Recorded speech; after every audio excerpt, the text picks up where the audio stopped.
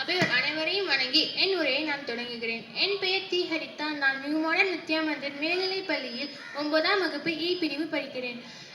இந்தியாவில் உள்ள புகழ்பெற்ற புனித தலங்களில் வடக்கே இருப்பது காசி, தெற்கே இருப்பது ராமேஸ்வரம். இத்தகைய சிறப்பு வாய்ந்த ராமேஸ்வரத்தில் 1931ஆம் ஆண்டு அக்டோபர் மாதம் 15ஆம் நாள் ஹவுல்பக் ஜெயின் அலாவுதீன் மரைக்காயர் ஆசியம்மா என்ற தம்பதியர்களுக்கு ஏழ்மையான குடும்பத்தில் பிறந்தார். மரைக்காயருடைய குடும்பம் மிகவும் பெரிய குடும்பம். கலாம் 7வது குழந்தையாக பிறந்தார். கனவு காணுங்கள், கனவு காணுங்கள். ஆனால் கனவு என்பது நீ தூக்கத்தில் காண்பது அல்ல, உன்னை தூங்க விடாமல் பண்ணுவது. அதுவோ இதுவே உன் லட்சிய கனவு. கனவு என்பது நாம் அன்றாடம் தூங்கும்போது தூக்கத்தில் காண்பது அல்ல. இந்த பிரபஞ்சத்தில் நாம் சாதிப்பதற்கு என்ன செய்ய வேண்டும், நம் லட்சியம் என்ன என்பதை தீர்மானித்து அந்த லட்சியத்தை அடைய நாள்தோறும் கனவு காணுங்கள் என்றார் மக்கள் ஜனாதிபதி எளிமை நாயகர் அப்துல் கலாம் அவர்கள்.